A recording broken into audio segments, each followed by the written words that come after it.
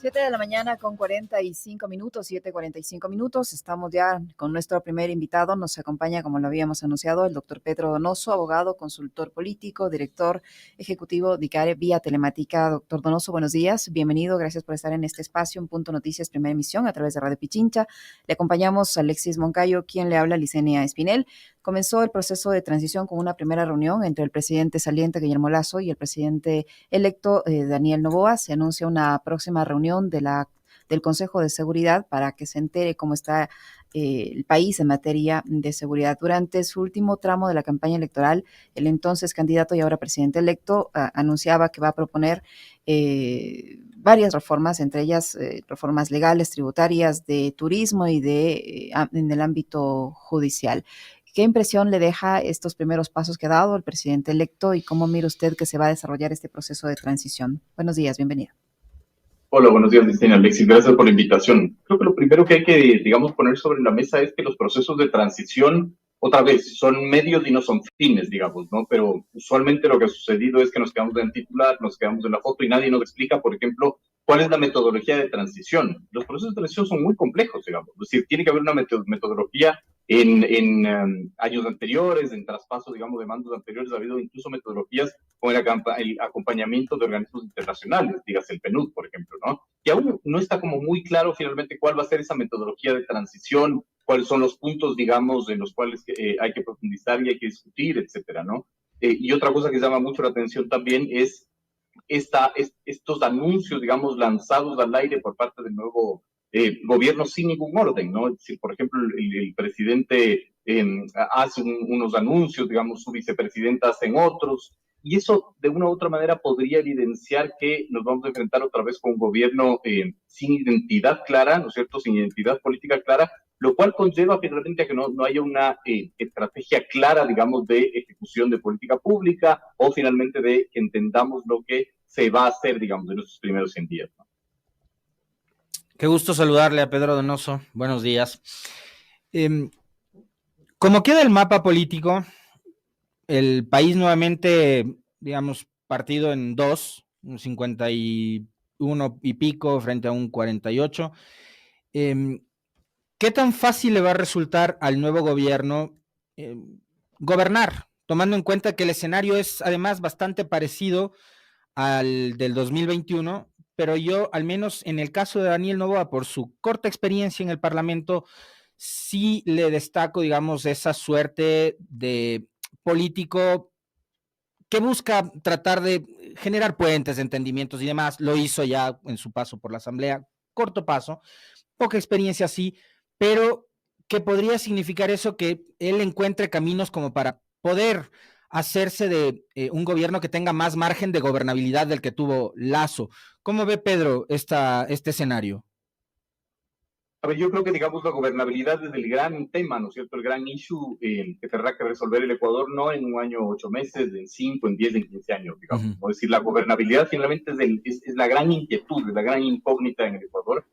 Y, digamos, yo no estoy de acuerdo en definir cómo queda el mapa del Ecuador finalmente solo viéndolo electoralmente. Es decir, el mapa del Ecuador político es ahorita un mapa bien complejo, ¿no? Y hay que diseccionar. Es decir, yo primero pondría como primer elemento, ¿no es cierto?, la soledad del poder de Noboa, ¿no? Es decir, Noboa, de las primeras negociaciones que tendrá que hacer es con su propio bloque, que ni siquiera entendemos cuál es su propio bloque, digamos. Es decir, no sabemos si es suyo, a quién pertenece, a quién responde, si habrá o no habrá finalmente lealtad ideológico-política con el nuevo gobierno, ¿no? Si uno hace, por ejemplo, un análisis, eso lo hacía Javier Rodríguez, un analista de datos, la comparación, por ejemplo, entre el porcentaje de votos totales de Daniel Noboa y el porcentaje de votos totales de su bloque legislativo es una diferencia de casi 11 puntos finalmente, ¿no? Es decir, digamos, Noboa está solo y está solo en el poder finalmente, ¿no? Y eso es complejo de digerir porque hay que establecer una estructura que te ayude, digamos, a gobernar. El segundo elemento finalmente es la revolución ciudadana y su capacidad de oposición, tanto en el legislativo como en los gobiernos autónomos descentralizados, digamos, ¿no? Es decir, estoy intentando como describir cómo queda el mapa del poder. El tercero es la presencia del Partido Social Cristiano en el Consejo de Participación Ciudadana, que tiene unos retos importantes: designación de contralor, renovación parcial del Consejo Nacional Electoral, nada más y nada menos, ¿no? Etcétera. El cuarto finalmente es la disputa de la justicia en una profunda guerra de interfunciones Y el quinto tendría que ver no con el poder institucionalizado, sino con lo que se puede considerar como la periferia, digamos, no despectivamente, sino el poder no institucionalizado. Ahí yo regresaría a ver a los movimientos sociales, ¿no es cierto?, que en un proceso eleccionario tienen que tener una presencia. ¿Por qué digo yo proceso eleccionario? Porque ya empezamos de nuevo proceso eleccionario, sea para el 2025 o sea para una potencial consulta popular. Entonces, los movimientos sociales van a tener que exigir, digamos, visibilidad, y seguramente lo van a hacer con movilizaciones, con protestas, etcétera. Y lo otro, que es el poder, digamos, no institucionalizado, pero legítimo, ¿verdad? Y lo otro es el poder no institucionalizado, ilegítimo e ilegal, que también es el crimen organizado, que de una u otra manera está poniendo agenda. Este es el mapa, digamos, del poder constituido en el Ecuador. Todo esto demuestra una profunda dificultad en la lógica de gobernabilidad. A eso tiene que enfrentarse, digamos, un gobierno que a la larga parece que carece de identidad y parecería que está absolutamente solo en el poder, ¿no? Doctor Donoso, pero si está solo en el poder, tiene sin duda bancadas que tienen su misma, digamos que su misma visión del país, o una visión al menos parecida por la vertiente de la que provienen. ¿Hasta qué punto eso no le va a ser fácil para poder armar allí una nueva mayoría? Me refiero a los dos partidos que representan la misma derecha a la que representa el presidente ahora electo, que le permita además cumplir con su promesa de campaña de enviar una ley económica urgente cada mes, por ejemplo. Es que finalmente, digamos, yo no estoy de acuerdo con que ese gobierno sea de derecha porque no sé de qué es, ¿no? Es decir, no hay una visión clara. Yo no puedo afirmar con total libertad que es un gobierno de derecha, así como tampoco puedo decir que el gobierno de Lazo fue un gobierno neoliberal de derecha. El tercer decreto ejecutivo que firma Lazo es un decreto en donde hace un borrón de 1.7 millones de deudores del registro crediticio. Nada más no de derecha, nada más antitécnico que eso, finalmente, ¿no? Es decir, lo que les quiero decir es que rebasa la voluntad finalmente, ¿no? Entonces uno pensaría que la lógica, digamos, es así, que funciona así, pero si regresamos a ver el 2021, la alianza que hace Lazo finalmente no es con sus partidos políticos allegados, lo hizo con Pachacuti y Izquierda Democrática, ¿no? Entonces finalmente la lógica no juega aquí, la voluntad no juega aquí, sino la sobrevivencia. Sin embargo, esta soledad del poder sí podría provocar, y nosotros en el análisis proyectivo que hemos hecho de escenarios, yo creo que sí le pondría una alta probabilidad de que Noboa sea mucho más pragmático que Lazo y acepte finalmente el acuerdo de gobernabilidad de Revolución Ciudadana Partido Social Cristiano. Yo coincido totalmente con la visión de Pedro. Primero, en el hecho de que no sabemos, digamos, yo estoy expectante, o sea, muy curioso estoy de lo que va a pasar. Y lo otro, me parece que sí, que esto último que dice Pedro Donoso es súper importante, de que Daniel Noboa, para tratar de sortear mejor las olas de la política, debería ser más pragmático y debería, de alguna forma también, no escuchar a esos sectores quizás más reaccionarios que fueron probablemente los que en 2021 mayo le condicionaron el apoyo a Guillermo Lasso si es que suscribía un acuerdo de gobernabilidad. Pedro, por ejemplo, recordarás que mientras Lasso estaba hablando con Correa y con Nebot, habían sectores de la opinión pública que le decían con la mafia no, con la mafia no, con la mafia no. Lasso terminó cediendo a esas presiones mediáticas de la opinión pública y nunca tuvo gobernabilidad. Totalmente de acuerdo, digamos. Es decir, 4 tuiteros en este país pusieron la agenda, ¿no es cierto?, de desgobernabilidad. Exactamente. Abiertamente, ¿no es cierto? Totalmente. Y digamos, yo digo, entre broma y en serio, es altamente probable que Henry Croute ya pueda ser, digamos, el presidente de esta nueva asamblea. Entonces, es decir, lo que se había, digamos, delineado en el 2021 para garantizar gobernabilidad. Pero además, esto tiene que ver con cómo entiendes finalmente la política, ¿no? Es decir, a la política, digamos, mucho más pragmática, mucho más real, porque vas a necesitar sobrevivencia política en este escenario, pero además por algo, incluso que lo dicen, lo decimos los abogados, los que yo no eso, es economía procesal, digamos. Es decir, es mucho más fácil poder hablar con el líder político de un bloque, ¿verdad?, que intentar adivinar quién es el líder político de los demás bloques. Si le sale mucho más fácil y mucho más rápido y mucho más seguro, ¿no es cierto?, hablar con el Partido Social Cristiano, hablar con la Revolución Ciudadana, que sabes finalmente con quién puede ser tu interlocutor válido. Pero ¿qué pasa cuando quieres hablar con la alianza Actuemos? Porque finalmente no puedes levantar el teléfono y llamar a otros en el Colsner porque no tiene relación ideológico-política partidista con esa alianza, ¿no? O la alianza Claro que Podemos. O el mismo Construye, digamos, que no tenemos idea qué es, digamos, con quién hay que hablar, si es gente buena, si se construye. Entonces, es mucho más fácil, ¿no es cierto?, hacer acuerdos programático-políticos con, digamos, estructuras partidistas con las cuales entiendes quién es tu interlocutor válido y tienes, digamos, por lo menos una estructura y una fidelidad y una lealtad, digamos, ideológica. Doctor Donoso, el presidente electo durante toda su campaña se presentó ante los electores y le dio resultado como lo nuevo, ¿cierto? Como lo nuevo. ¿No es cierto? Es que en su primera reunión de transición vimos que tenía entre las personas que le acompañaban a esta cita al ex vicepresidente Alberto Ajic, por ejemplo, que él ha aclarado que no va a ser funcionario, pero que sí le va a dar consejos. Bajo esa lógica, ¿de quién debería rodearse? ¿Quiénes deberían conformar el gabinete del presidente? ¿Gente nueva, jóvenes o gente con experiencia? Porque ahora ya escuchamos algunos sectores que no, que él debe tener a gente con experiencia, no importa quiénes sean ni cuál haya sido su pasado político. El tema, digamos, es que es supremamente importante tener claridad en tu identidad cuando eres candidato y cuando eres gobierno. Por el momento en que te traiciona, ¿no? Es decir, el momento que tu identidad se modifica cuando te sientas en Carondelet, vienen de una u otra manera los problemas, no conectas con tus propios electores, etcétera, etcétera, etcétera, ¿no? Más allá, digamos, de quién es Alberto Ajic y si puede ser bien valorado o mal valorado, no importa. Pero claro, Noboa fue uno de los voceros que enarboló la bandera del sí de la consulta popular en el Yasuní. Y Ajic fue uno de los voceros, ¿no es cierto?, más duros en contra finalmente de esa consulta. Ese tipo, digamos, de contradicciones sí pueden pasarle factura a un gobierno que tiene que mantener su propia identidad finalmente. Es decir, si se posicionó finalmente como lo nuevo, tiene que gobernar desde esa lógica. Pero ojo, lo nuevo no es un tema etario, lo nuevo no es, digamos, que todos los ministros tengan menos de 35 años, no, lo nuevo es un concepto. Hay que entender qué quiere decir lo nuevo finalmente, ¿no? Es decir, yo he escuchado muchísimas críticas decir, ¿cómo va a decir que Noboa es lo nuevo? No importa lo que uno crea finalmente, es el concepto que se vendió y el concepto que el electorado compró. Eso hay que investigarlo, porque hay que saber qué figura, qué color, qué cuerpo tiene esto que les llamamos lo nuevo, ¿no es cierto?, en este clivaje. Y con base a eso, digamos, ser fiel, digamos, a tu identidad político-ideológica en la gobernabilidad, ¿no?, y en la gobernanza. Ahora, a mí, digamos, me parece que se ha satanizado exageradamente la aparición de Ajic, como todo personaje, más considerando, digamos, lo influyente que fue en su momento en el gobierno de Durán Ballén. Ajic termina siendo polémico, ¿no? Termina siendo muy polémico. Como polémico también es Correa. Como polémico sería que Noboa mencione que uno de sus asesores podría ser Lenín Moreno, porque era dirigente del movimiento Mover, por ejemplo, ¿no?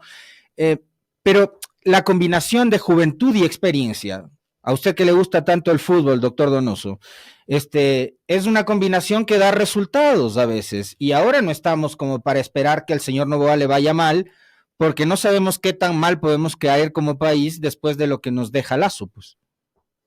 Sin duda, digamos, pero esa no es la discusión. La discusión es la incoherencia, ¿no? Es esto que les digo, es decir, Ajic era el mayor defensor del no en la consulta popular y Noboa enarboló esa bandera. Entonces, digamos, uno tiene esta gran inquietud, ¿no? Lo mismo pasa con su vicepresidenta, por ejemplo, ¿no? Es decir, le vi dando declaraciones finalmente, totalmente contrario a lo que Noboa está diciendo.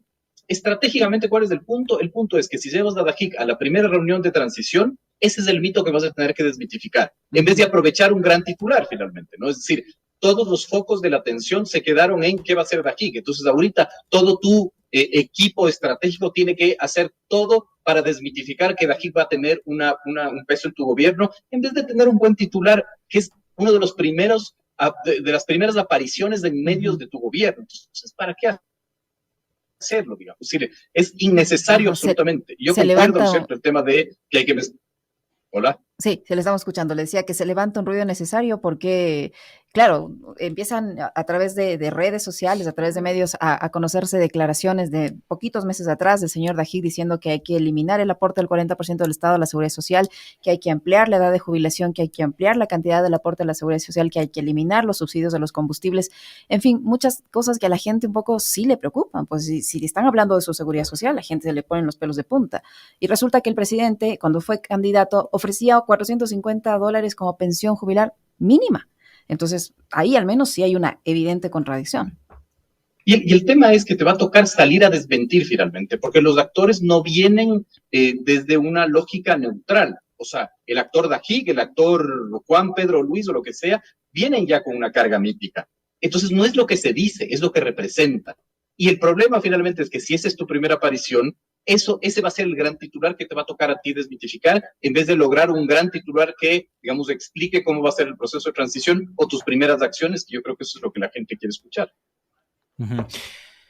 Pedro, el papel que deba jugar la Revolución Ciudadana es la bancada más numerosa, son 52. No le alcanza, o le faltaría más bien 18 voluntades como para tener mayoría absoluta en la Asamblea, pero ¿cuál debería ser también, considerando que fueron finalistas en la segunda vuelta, de que Noboa probablemente es alguien con quien sí se podría conversar? De hecho, ayer en una entrevista que le escuché a Alberto Dajic, donde dijo que no es funcionario, no va a ser funcionario de Noboa, pero digamos, no tenía una postura tan radical, actuaba ya con más pragmatismo, ¿no? Y decía, sí, habrá que conversar, son la primera fuerza política, sí. Ahora, del lado de la Revolución Ciudadana, la actitud de la oposición, ¿cuál debería ser? Digamos, yo creo que la Revolución Ciudadana tiene mucho más claro cómo ser oposición a un gobierno que cómo manejar la oposición interna, digamos, ¿no? Es muy triste lo que está pasando con la Revolución Ciudadana, ¿no? Es decir, primero esta incapacidad de entender lo que sucedió, después, digamos, sacar los cueros al sol de sus divisiones, digamos, ¿cierto? Una estructura partidista creada por su presidenta que le da réditos y después aparece una señora que solo por tener el apellido Correa finalmente puede dinamitar todo. Me sorprende, digamos, porque además creo que este es un momento de profunda reflexión que debería tener esa tienda política, de entender qué es lo que sucedió. Digamos, es decir, esto es una derrota muy, muy compleja, porque el país te dijo que a pesar de estar en la peor situación que puede estar, digamos, un país, tú no eres la solución para, digamos, esos problemas, ¿no? Es decir, era mucho más fácil, y Perfiles de Opinión lo decía, el momento que le consultabas a los encuestados por esta, digamos, empresa encuestadora a mediados de septiembre, les preguntabas quién haría un gobierno similar al de Guillermo Lasso, un 38% decía que Daniel Noboa, digamos. Es decir, ¿qué es lo que está sucediendo que no puedes tú presentar una propuesta de resolución de los problemas y la gente te tiene tanto miedo? Y eso tiene que ser una reflexión y sobre todo una investigación postelectoral muy, muy profunda, ¿no? Pero más de eso quería, digamos, decir esto, pero más de eso creo que sí, de una u otra manera, este no es un momento de una oposición absolutamente frenética y ciega, porque políticamente no les conviene. Creo que es mucho más fácil trazar, digamos, una agenda legislativa y sentarse a dialogar con el nuevo gobierno para facilitar, digamos, este tipo de procesos, ¿no? Es decir, es mucho más fácil posicionar la idea de que vas a dar gobernabilidad para que, sobre todo, los problemas más acuciantes se resuelvan finalmente y después poder, digamos, pensar en hacer oposición. Doctor Donoso, sobre lo que usted dice, que pese a la mala situación que vive el país, el electorado le dijo, tú no eres la solución, hubiese ocurrido, la misma respuesta hubiésemos tenido si no se presentaba esta acusación de que el gobierno de la gente relacionada con Correa, con el expresidente Correa, eran los responsables del asesinato de Fernando Villavicencio y que luego en la segunda vuelta apareciera un supuesto testigo que hasta ahora no habla, por cierto, no, ya se acabó la elección, ya está el resultado, pero el señor todavía no habla. O no se conoce su testimonio, digamos, y el caso ha quedado ahí como guardado. ¿Hubiéramos tenido la misma respuesta, cree usted, sin estos dos casos concretos que sí, evidentemente afectaron el resultado de la elección, o al menos el resultado que la Revolución Ciudadana esperaba? ¿Qué es lo que te dicen las cifras? En la primera vuelta, no. Es decir, en la primera vuelta, digamos, del asesinato de Villavicencio y de Intriago cambian totalmente el escenario. En la segunda vuelta, sí. Es decir, no hubo variación, de acuerdo a 3 o 4 encuestadoras, digamos, Perfiles de Opinión, Informe Confidencial, Creel Report, etcétera.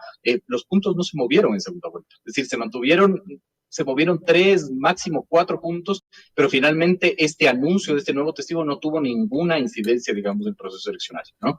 Entonces, esa sería la respuesta. Es decir, no podemos nosotros concluir que el asesinato de Villavicencio y de Intriago no cambiaron el escenario, eso es real y así lo dicen las cifras, pero en la segunda vuelta, digamos, la aparición de este testigo, de acuerdo a las cifras, digamos, de la intención de voto, no cambió en absolutamente nada. Ahora, la señora González obtiene un 48 y piquito más de votación, que es bastante considerable la votación, porque estamos hablando de la otra mitad del país que consideraba que ella era una buena opción. y tiene a sus espaldas esa responsabilidad de las esperanzas, las expectativas de la gente que finalmente le apoyó en las urnas. ¿Qué debería no solo la Revolución Ciudadana, sino la candidata, la ex candidata, hacer de ahora en adelante? ¿Guardarse como ocurrió con el señor Andrés Arauz en las elecciones del 2021 o estar permanentemente activa en la vida política, proponiendo, verificando, señalando cuando algo no se cumpla, o proponiendo, o ayudando, o colaborando, no sé?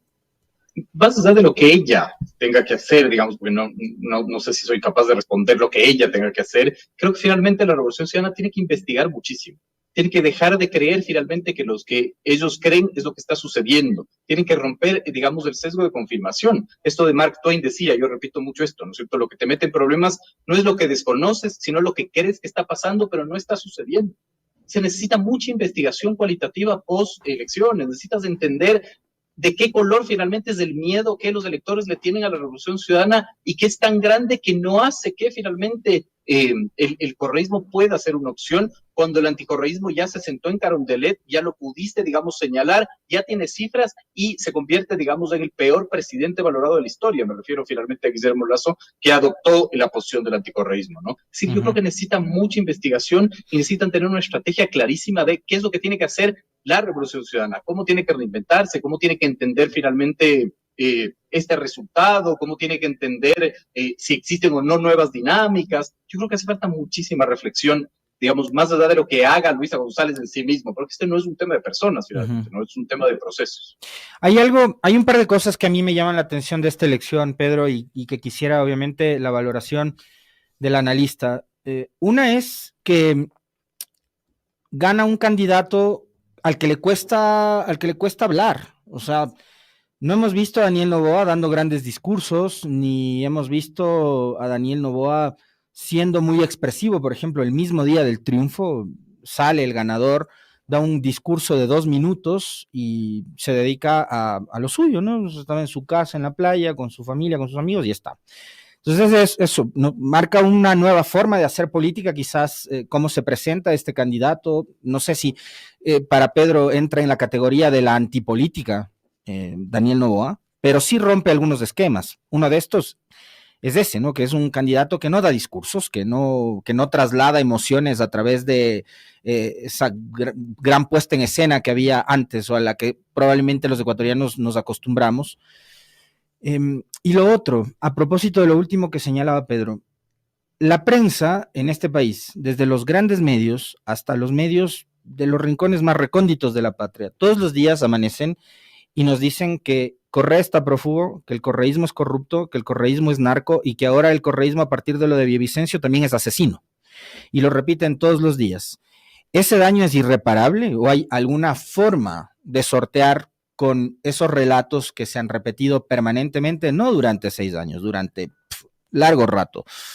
¿Hay alguna posibilidad ahí para el correísmo o no?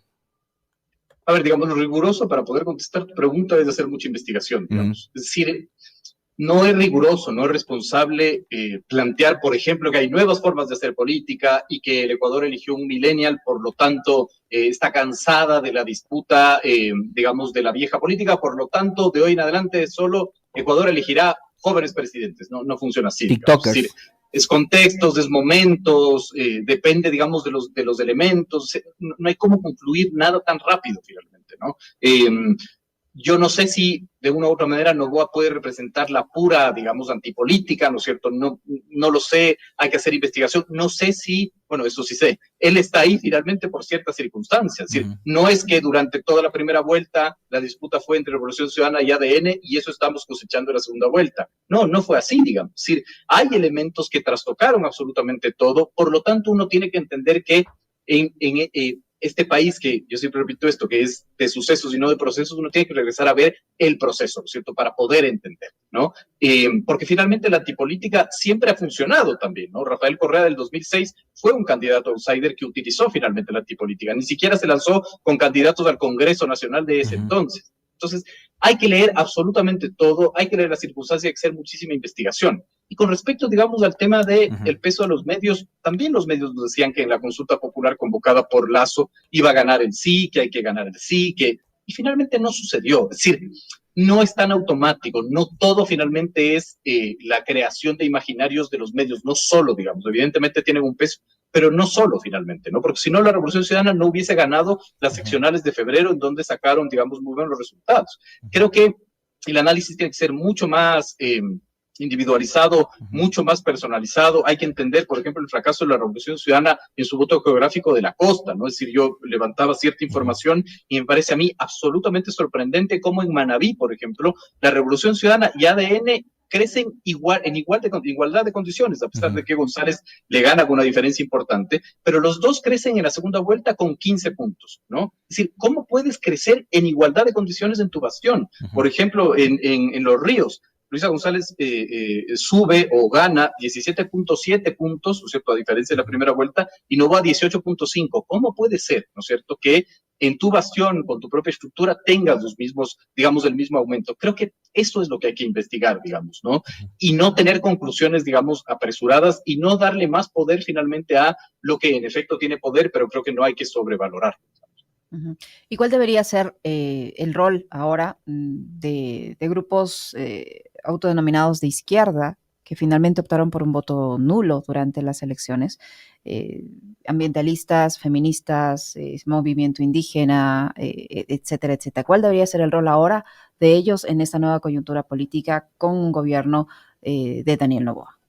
Este es un tema súper interesante, ¿no? Mucho se dice que es exactamente igual a lo que pasó en el 2021, no es igual, el nulo es muchísimo más bajo, digamos. El nulo aquí no jugó, digamos, un papel importante, y en efecto, si el nulo hubiese jugado un papel mayor, otros serían los resultados. Es decir, de acuerdo a estimaciones que incluso el mismo analista de datos, Javier Rodríguez, que le cito, hacía, el nulo beneficiaba a González, digamos, ¿no? En este caso no hubo un alto nulo, por lo tanto no hubo un beneficio. ¿Qué debería hacer? Hacer lo que siempre finalmente se puede hacer. El nulo es una posición absolutamente legítima y representativa, y me imagino que esos grupos darán un escrutinio político y social, digamos, de los resultados. Creo que tampoco es, digamos, legítimo condenar a los movimientos de izquierda que apostaron además por un nulo mucho más pequeño que en el 2021. Ahora, doctor Donoso, también se presenta este escenario tan corto de gobierno con problemas tan importantes como el tema de la seguridad, como la misma crisis económica, como la situación sanitaria, en fin, tantos problemas que nos abruman hoy mismo. En esta coyuntura y con todos estos problemas es importante, es primordial la realización de una consulta popular como para consultar al pueblo ecuatoriano sobre la creación de jurados, por ejemplo, para volver a insistir en el tema de la participación de Fuerzas Armadas en su colaboración en control de seguridad, que ya está además en la Asamblea Nacional esperando a que se reinstale y que se continúe con ese trámite. ¿Es un momento apropiado para una consulta popular? ¿Nos va a ayudar una consulta popular o le va a ayudar al gobierno a gobernar mejor el país una consulta popular?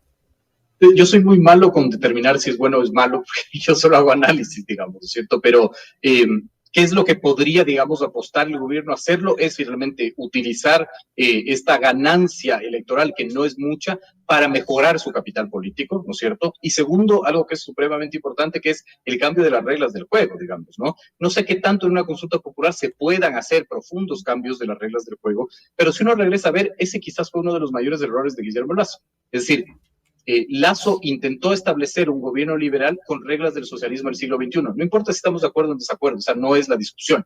La discusión es que uno puede hacer un gobierno, ¿no es cierto? Y se le facilita hacer un buen gobierno cuando tú eres dueño de las reglas, es decir, cuando cambiaste esas reglas. Algo que entendió perfectamente Alianza País, y por eso la constituyente, digamos, ¿no? Esa fue una estrategia que ayudó, digamos, y facilitó, digamos, su gobernabilidad. Entonces, yo creo que la consulta popular apuesta finalmente a eso, ¿no es cierto? A mejorar el capital político, cosechar y mejorar los resultados electorales, y sí plantear, digamos, de una u otra manera un escenario de demostrar que estás haciendo algo. Ahora, ¿cuál es el problema de la consulta popular? Que la expectativa sube. Y el peor enemigo de los políticos es una alta expectativa, porque la gente está tan necesitada de resolver sus problemas que al día siguiente de que gane una consulta popular, en el hipotético caso, la gente te va a decir, bueno, aún me siguen robando el celular en la calle. ¿Qué es lo que sucede? Entonces hay que manejar mucho esa expectativa, pero evidentemente es un instrumento político electoral que le beneficia individualmente al gobierno.